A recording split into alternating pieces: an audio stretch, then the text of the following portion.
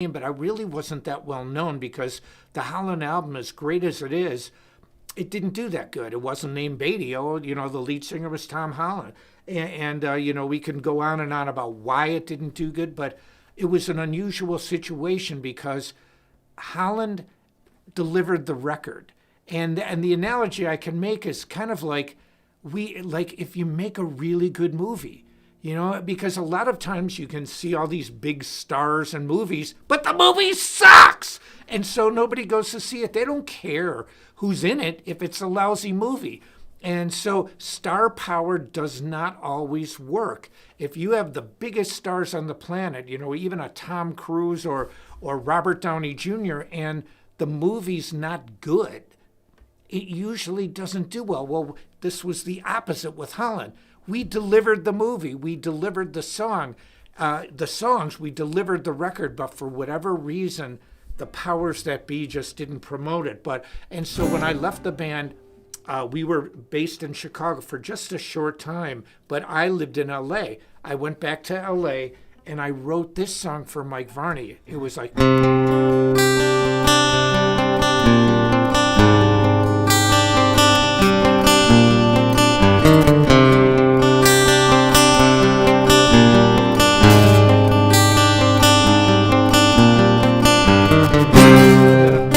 And I went...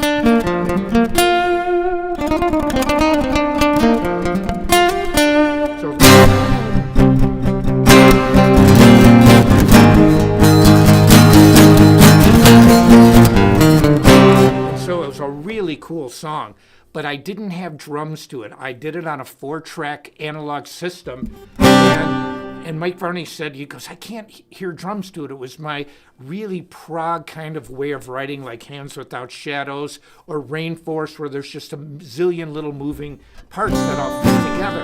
And then what happened is I started the Michelangelo band, and Mike Varney and I are still friends to this day. It wasn't like I just didn't sign with them, and my heart was more into vocal music at this time. But that's where I came up with that title, Dreaming of 1986, because it was in 86 that I wrote this part. And I really liked the song. I was listening to, actually, my own song on Spotify recently, and I think the version is really good. And like this part, I really like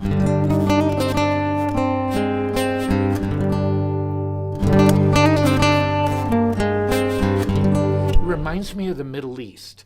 When I think of that part, I envision like watching a movie like Moses or, something, with Egypt, that very Middle Eastern thousands of years ago. That's how I pictured it. And I used these strings on there to like even make it more dramatic. So, but anyway, I wanted to talk about the acoustics today. I spoke with Sawtooth. One of the things that I can say, now I've talked about the acoustics before, but they really sound great. And I'm just show you this. Now this is called the Maple Jumbo. Now why is it a jumbo? Because it's a big guitar. And but it's one solid top piece.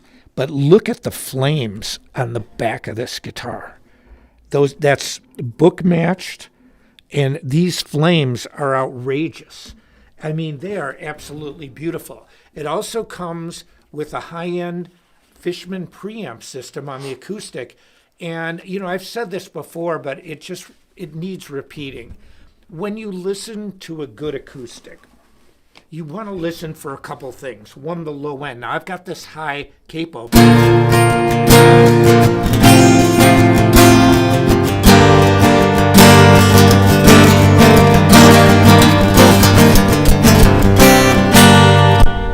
I haven't played guitar for a couple days with all this crazy stuff going on. I've been so busy doing business.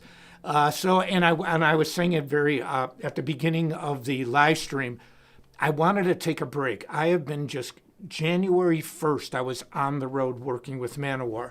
This year, almost nonstop, has been, I'm home for a few days, and then I'm on the road, and I'm either going east or west. So it's either, to the East Coast or to the West Coast, and it has been back and forth all year. So I really felt that I needed a little bit of a break. And I think it's good sometimes because, for example, I haven't played a guitar in like 3 days. And for me, that's a long time. But I've done this before in the past because sometimes it's not really the technical facility that suffers. It's what your brain tells your fingers to do. And you just get a little burnt. And so it's good to step away from things, even with songs. You know, you work really hard on a song or you listen to a mix of a song that you did and you just step back a little bit and then all of a sudden a few days later or whenever, whatever amount of time that you want to leave as an interval, you come back with like fresh ears and fresh perspective. But getting back to these acoustics, what you listen for is low end. And then you listen for intonation too. Because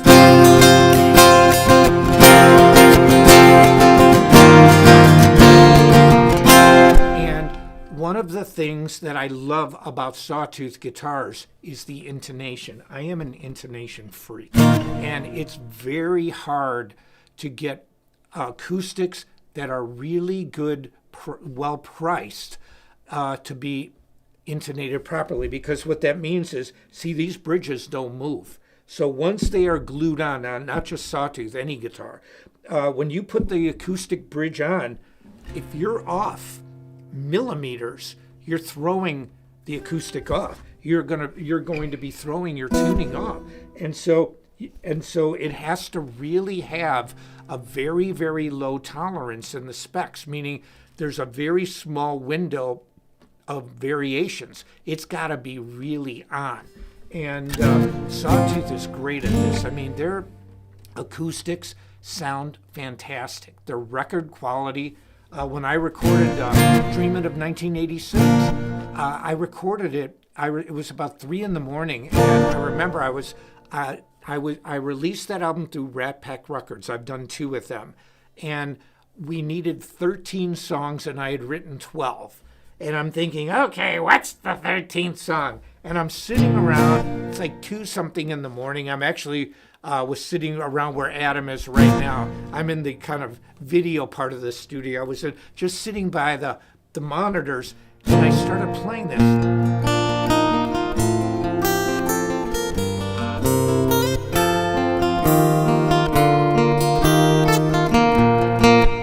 I turned on record, I recorded it, and I pretty much did it in one take.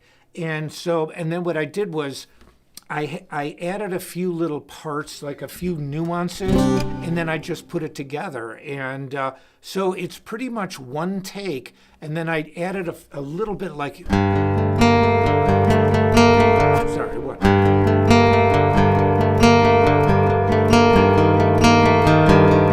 And again, because that sounded very 80s to me. It sounds like, in my mind, Def Leppard. It has that dark atmosphere to it, and I love that stuff. And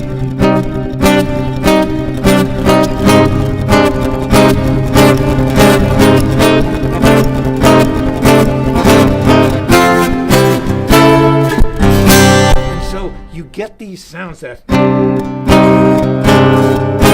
It's like my song, Sacrifice.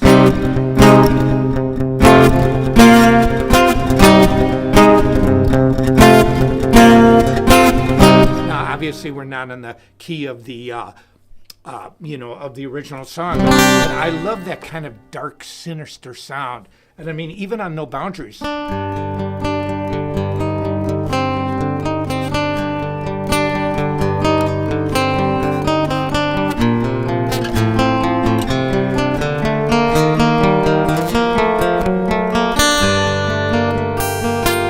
Wild, doesn't it, with the capo? And here's one of the things. When I write music and when I listen to music, there are certain things, certain progressions that I get feelings from, emotions. And I have learned there's one particular chord sequence that I've heard many times, and I've used it myself. And it always does the same thing. For example, now, you know what? I'm going to lower this so we can, I'm going to just leave it here. You guys know that it's not, I'm going to be playing things not in the original key. Let me make sure. One thing with the capo, is you have to make sure this thing's really tuned, and you can't tune down to it.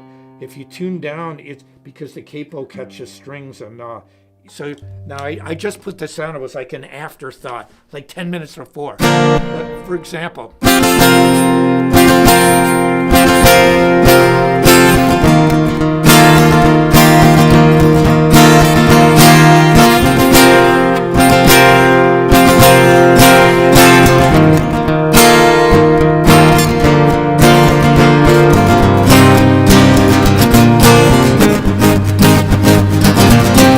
people know you don't know what that song is now. Granted, we have a capo on, but it sounds beautiful, and it's really full sounding with the capo. That's why I love Sawtooth so much.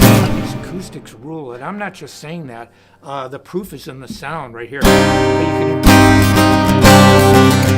anyway, the chord progression, it's in the song Moon River. It is in No Boundaries.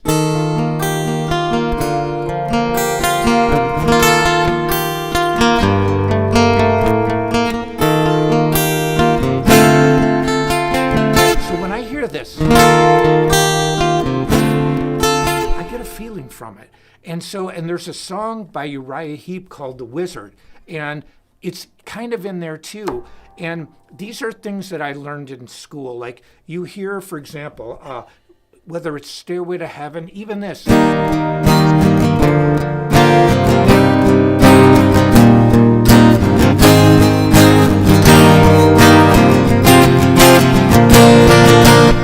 Call it Beethoven's progression, or when it went like this, like a,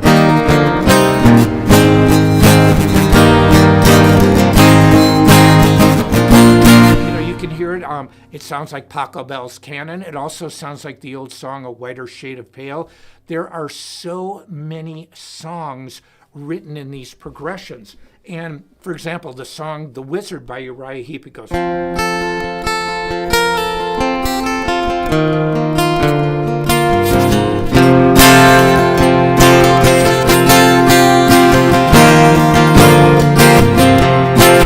Go like this.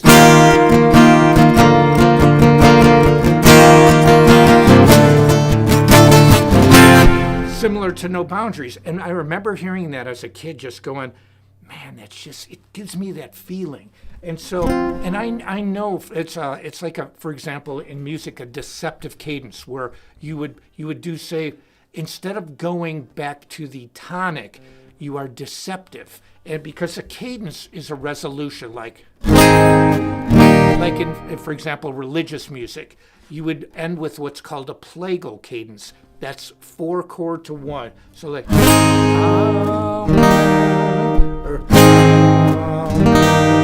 but a deceptive cadence, instead of going like this,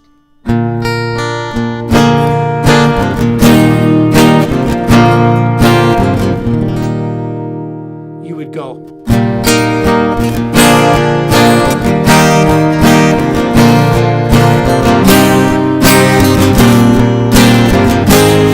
You move from the 1 chord to the 6th. It's deceptive. So you're setting it up to resolve, but you deceptively move it to the 6th.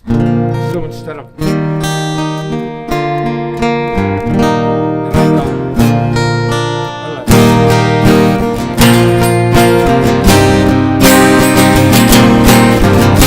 and so it's really chords to me. And the funny thing is, there's so many songs that use these chord progressions, and many of them, I hear it right away. I hear it immediately.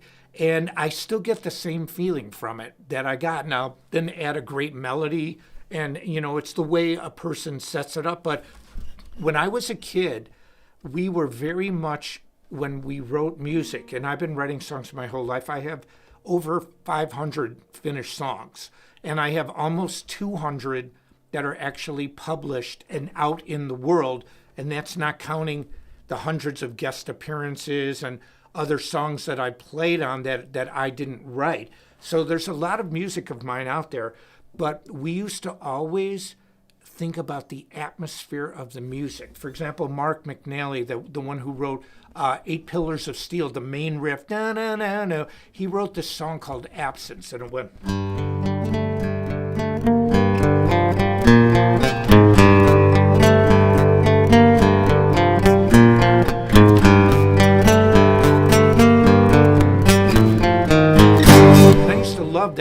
And then I came up with something, and Mark told me a couple of years ago, he goes, Mike, that kind of sounds like absence.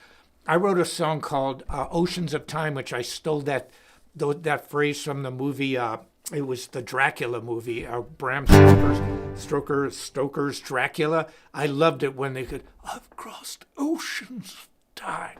Just the image of oceans of time. And I went,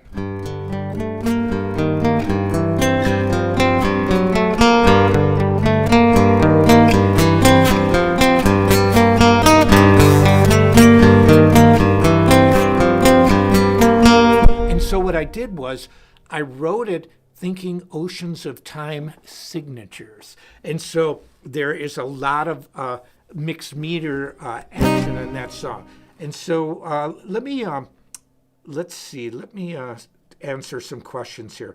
People are saying your break is well-deserved, thanks. And yeah, someone asked about the Road with Manowar. The tour starts a little later this year. So yeah, I can't wait. Yeah, somebody wrote Uriah Heep's Demons and Wizard album is on fire. I love that song, The Wizard. I absolutely love it.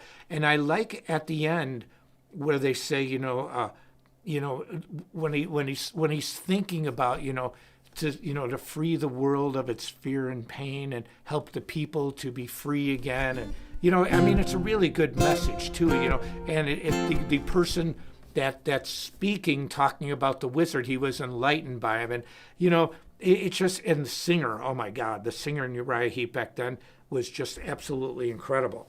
But, and then Nils, hey Nils, how are you? Nils is the bass player in the MAB band, great singer, great hair, he's got hair down to his butt. But yeah, he's a great bass player and a great singer, great writer. So we have some new music coming out too.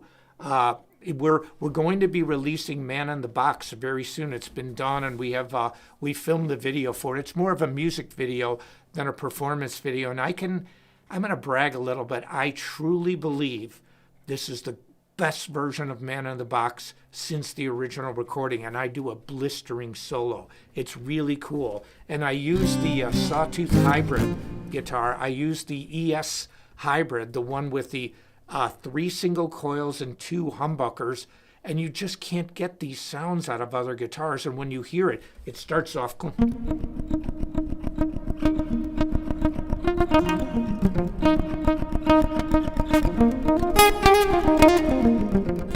And so you hear this going on, but I think,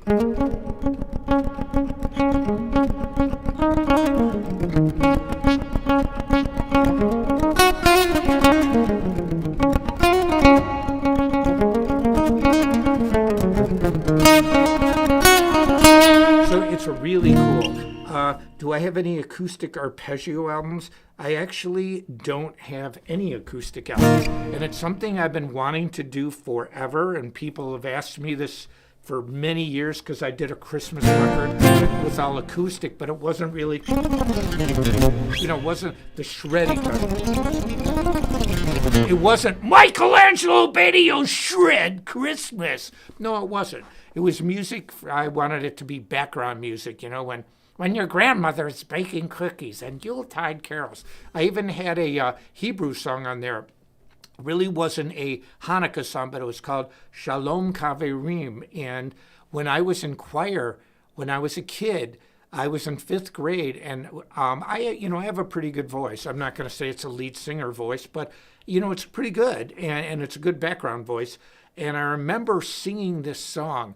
And we sang that and this one called Lift Thine Eyes. It was Lift Thine Eyes, oh, lift thine eyes, do-da-da-da. And it was a public school. I didn't go to a religious school. It wasn't, these were like songs of hope, but Shalom Kavirim, it's like peace.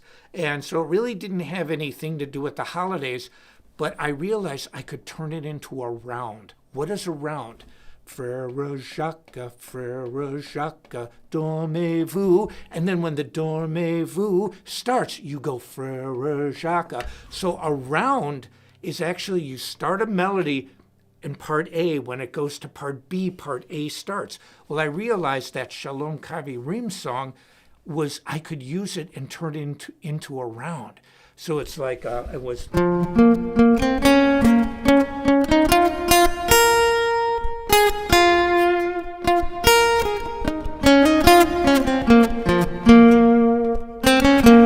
I went. And then when it went to the part B, I went do, do, do. And I created this really awesome round with this song. It was actually really sophisticated compositionally. But you know, the idea is not to make it sound like that, to make it sound simple. And when you hear my Christmas album, it actually is, I reharmonize Silent Night instead of major. I reharmonized it in a minor key. I did all sorts of crazy things. And the funny thing was, it sold pretty well, but people were going, where's the shred, dude? We need you to shred. You didn't shred. And so, no, I didn't shred. And, you know, how I didn't hear Silent Night. I was going, you know, it's not Silent Night. It would be Shred Evening. Yes! You know, I mean, Silent Night. Silent Night.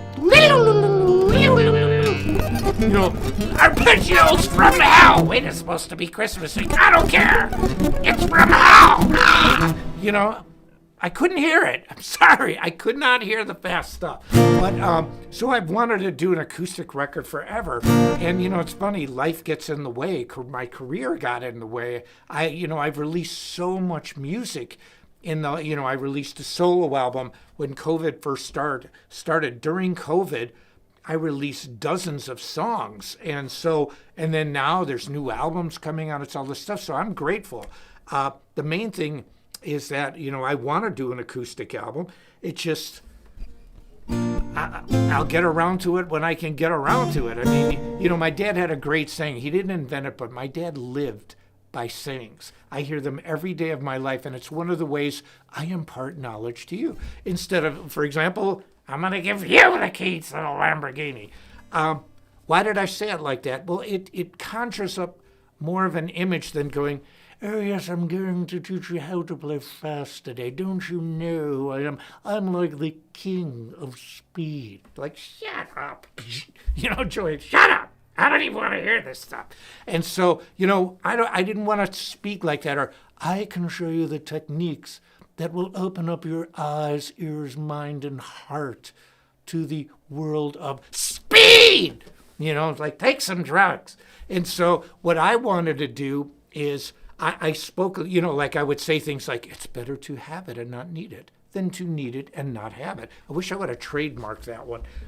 But, you know, now they use it for guns, you know, whatever. But I meant it for guitar techniques. But my dad's, one of his really good sayings is he said, son, he goes, some people are too busy to take care of business. Now, I'm not saying he invented this, but this is how he used to speak to me. And it really resonated because think about yourself where you have so many things going on and it's kind of overwhelming. And you're like, where do I start? What do I do? And then you get, it's paralysis through analysis. You get to the point where you're so freaked out because it's so many tasks. It's such a daunting thing that you can't do any of it. So you get so busy, you can't take care of anything. You can't take care of business. So I learned a long time ago to kind of, as my mom used to say, cull the herd, meaning thin out the schedule, figure out what you can actually do and just focus on it. And that's what I do, and it served me well. So somebody asked, what's my favorite song? I do not have one. I really don't. I can say I love melodies. I like so many different types of songs. And one of the things that I'm sure many of you know is that there's genres and there's songs. You can take Metallica songs and put them in other genres, just like you can take certain pop songs. I mean, Disturbed did it with that song Land of Confusion by Phil Collins and Genesis. And so, you know, how about Song of Silence? I think Disturbed's version, I like it better than the original. You know, when Dave Draymond, you know, and, you know, when he said, the words of the prophets are written on the subway walls. I love that line. The words of the prophets are written on the subway walls and tenement halls. It's genius. Just it, and then the way he sang it was so forceful. And, you know, only modern rock singers could do that. You know, maybe McCartney with his raspy voice. So now I can't say only modern singers. I'm sure Robert Plant and the singers of the past, but the way Disturbed did it was just incredible. It was the heart, the orchestrations. I really love the orchestration to it too. I think it's great. Somebody asked me, have you ever met Jason Becker? Yes, I have. When he was in Cacophony before he got sick, I was in Nitro with Jim Gillette, and we had the same booking agent. So we were actually on very similar tours. For example, we would be doing a show in Phoenix and then maybe jumping over to another city, let's say Denver or something. I'm just making it up. But we would move or to Tucson or something, and then Cacophony would either be ahead of us one show or behind us. Because we had the same booking agent, they knew the same venues, we were doing these concert clubs, so our schedule was weaving back and forth. And yeah, I met Jason, and I knew his manager at the time, Miko Sakaba. I don't know if I pronounced her last name correctly, but it's when I went to Japan with the Guitar Heroes tour with Vinnie Moore and Joey Tafoya and Dave Chastain, and she was Jason's manager. But yeah, Jason was amazing. And so somebody wrote, that's a Paul Simon lyric borrowed by Neil Peart. Exactly. Or Peart. You're exactly right.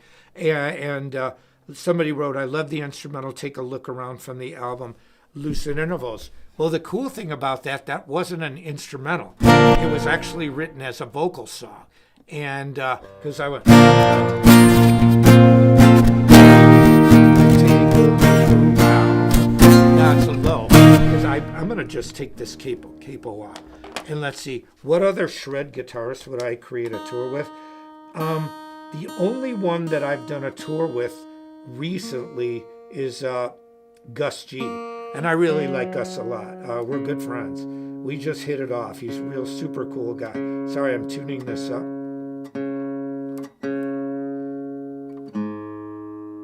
Sorry, I was tuning the A string. I'm thinking about Gus on tour. But, I don't...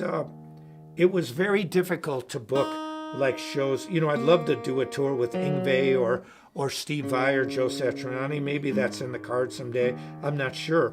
But I'm playing headlining arenas in a band, so I can't say, that I'm really concerned. But like, for example, Take a Look Around.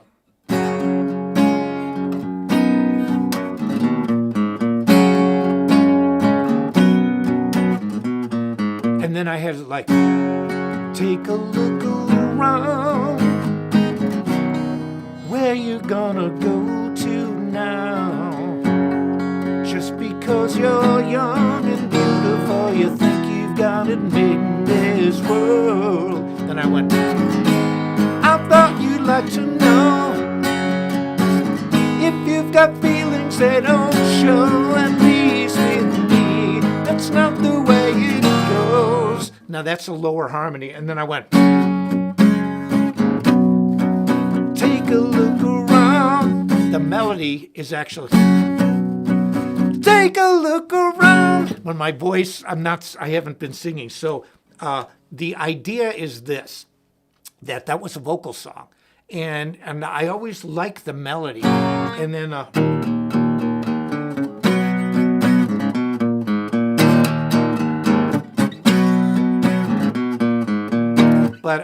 and the words, take a look around. And, I talked about it was actually, I will admit it, that I was, I was in my early 20s. I was madly in love with this girl, madly in love. Okay. I was like freaked out over her. And I used to write all these songs. In fact, there's a whole bunch of them, instrumental tracks that were actually written about her. Rob Ross, my drummer friend, he was around at this time. He will laugh, but I remember my dad was so mad at me.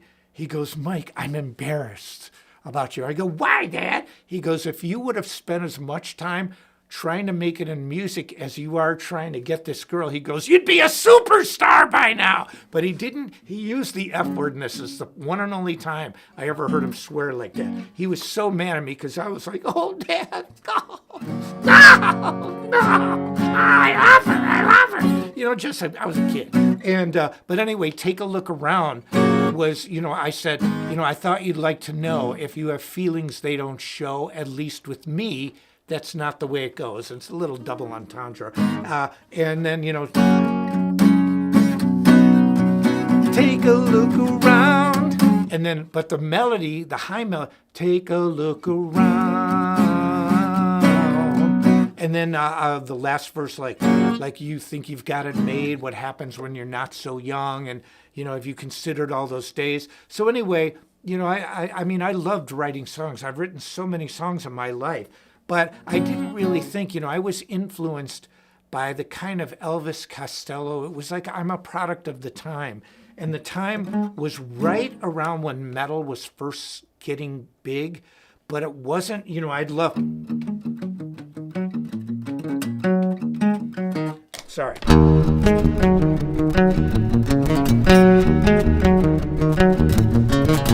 I love bands like that, but then in the late 70s, early 80s, you had this kind of punk movement that came in where it was the Sex Pistols and Blondie, and so here on one side you've got AC/DC and Led Zeppelin was still together, but then this whole new wave, which is exactly what they called the genre. And so I was kind of influenced by both, and I was young, I was in my early 20s, so it was all new to me, so I started writing songs in this more punk style. But it was fun.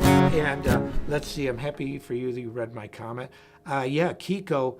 Yeah, I love Kiko. We actually met when he was in Brazil, and he told me that he had seen my original Starlix instructional program, which is available at Metal Method. But anyway, getting to the Sawtooth acoustics, I love them. They're great. You cannot go wrong buying a Sawtooth acoustic. There's no better value. You can, for the money, this guitar sounds every bit. It's like so close to the Martins and Taylors because it's got that thundery low end. It's got a beautiful preamp system. It's made correctly. The tolerances in manufacturing are so small. See, that's what happens. A lot of companies, they build this beautiful prototype and it's like awesome. Then they actually have a mass production of them and the company screws up because instead of something being 3/16 of an inch, it's now 5/16 of an inch. And those are too big of tolerances. We don't tolerate big tolerances at Sawtooth. And we're great at manufacturing. And we have great people in-house in California to add all the extra parts. But I mean, a Fishman preamp system, that's American. You have great tuners. The wood is beautiful. It doesn't matter. It's flame maple. Flame maple's flame maple. Whether you get a $10,000 guitar or a $1,000 guitar, you can get different grades, but it's like splitting hairs after a while. So let's see. Why No Boundaries in official version doesn't sound like the version in Speak Kills? That's a good question. First of all, the original version, I tuned down a whole step. So it was in concert pitch D. But the other reason is that when I played it live, I heard some different things. And so that's it. And I wanted to do the over-under instead of tapping. I love tapping, but I liked doing my over-under. And for people who don't play guitar that just are in the audience, it was mind-blowing. So that was the reason. So I tailored it because No Boundaries became a really popular song for me. I tailored it to cater to live performances. So that's the only reason. Let's see.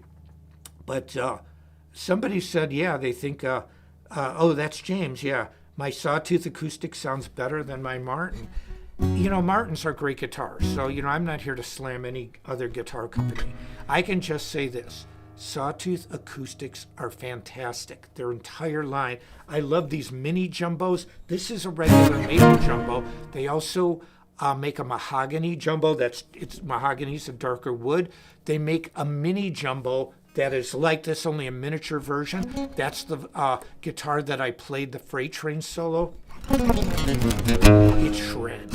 Then they've got a parlor guitar that's elongated shape. It's like it's for real small audiences, and it's almost like a practice guitar, but it plays great. And then they have the 12-string version in maple and the 12-string version in the mahogany jumbo, both jumbos. But yeah, somebody's using Google Translator. Good luck. I use that sometimes too, and I'm like, what the heck did they just say? But I'm grateful that we have it. So let's see. What is your favorite go-to blues turnaround? Oh, I think I'm trying to get a quick... okay, there's 1-4-5s, 12-bar blues, but you can also, like, or you can go...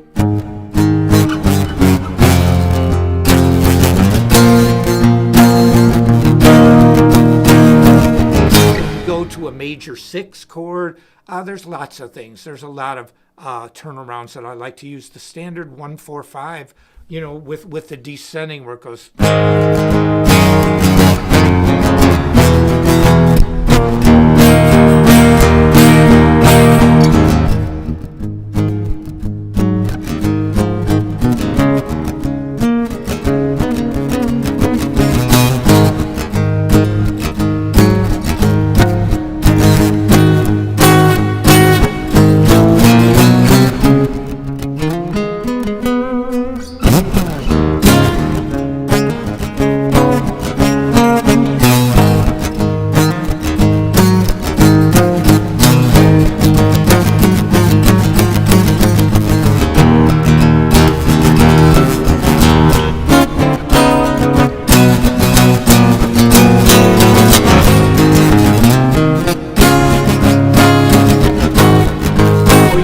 Then you'd use that sort of like,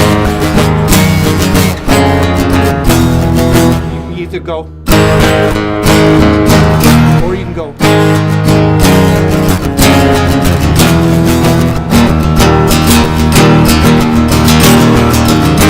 So there's lots of stuff.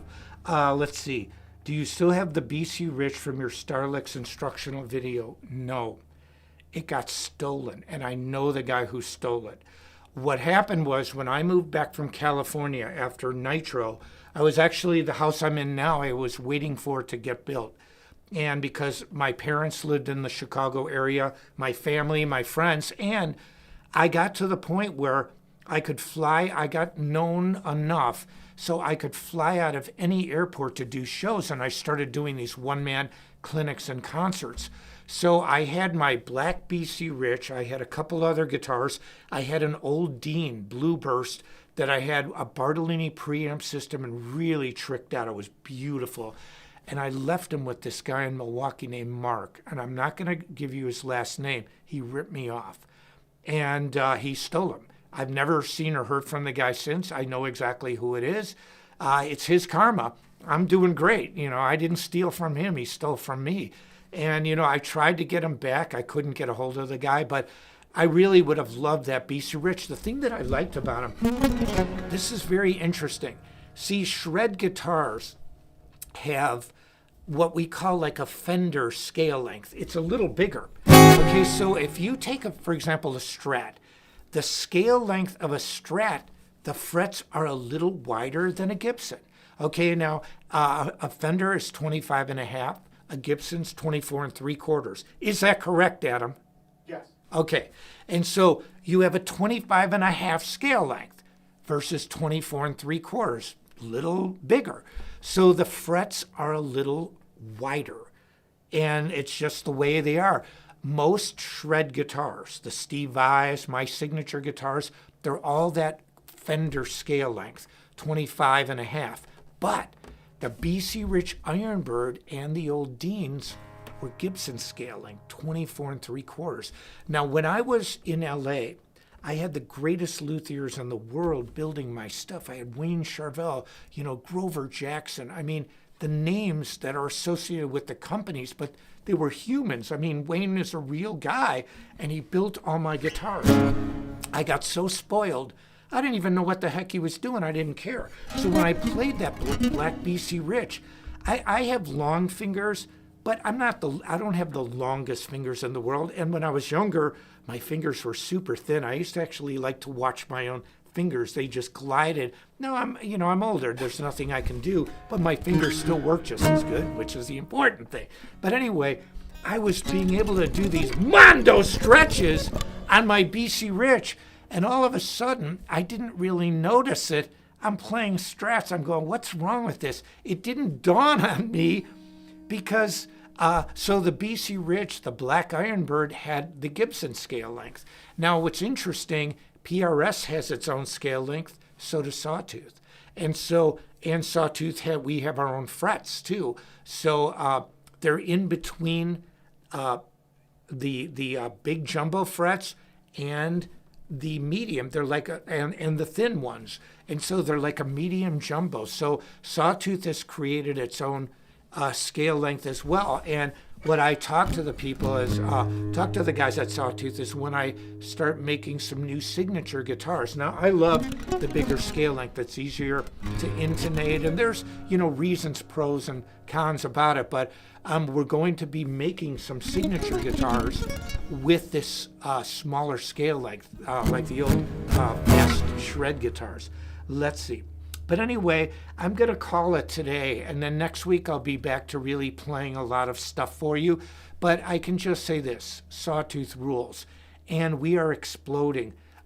We are getting a lot of people coming to us now, which is, it's interesting. When I was with Dean Guitars, and if you know, the reason I left Dean was because the owner, Elliot, died, and he was like family to me. We were super close, and I just didn't relate to the new ownership. I mean, neither did Dave Mustaine, neither did the Dimebag estate. So I have nothing against them. It's just they went in their direction. I went in mine. But I really enjoy being with Sawtooth. And it's something for me when you make these signature guitars and you put these guitars out there, we want it to be the best that they can be. With Sawtooth, I really feel, when we create guitars, we're not just creating them for me. I learned a long time ago, just because I like something, that doesn't mean other people like it. But, it's a collaborative process. And I mean, we were able to do what no other company did, create a hybrid guitar. I've been able to do double guitars, quad guitars, 7-string guitars. I mean, you name it. I've got so many signature models, but I've been able to use that experience with Sawtooth, and it's why so many people are coming to us. And here's what Elliot from Dean used to say. He goes, I don't want people using my guitars just because they think it's an endorsement. He goes, I want people that genuinely like the guitars. See, I used Dean guitars before I was an endorsee of Dean. The only reason I left Dean in the first place is the first owner, Dean, sold the company. So it's not like I'm this company hopper. And so what's happening with Sawtooth, whether it's the drums or the guitars or the basses, people are coming to us because they like the instruments. And that's what you want. They're great. And so that's what I can say. Anyway, somebody asked if we will do more wild shapes. Oh, yes. Oh, yes. We can do that. That's like in my DNA. So anyway, I will be back next week shredding like normal. My name is Joey. I was freaking you guys out there for a second. You're thinking, what, is he losing his mind? No, Joey's here, and Robert's just as angry as ever. He was so mad that I took a few days off. He's like, I could hear him in my head, tread, ah! And Joey's like, shut up, I'm the star, and I'm in Vegas right now gambling. So I got one hand that's on vacation. The other one wants to get back to work, and my brain's got to go between the two. But anyway, just having a good time. Love life, love playing guitar, and I enjoy every second of it. I'm Michelangelo Badio. See ya.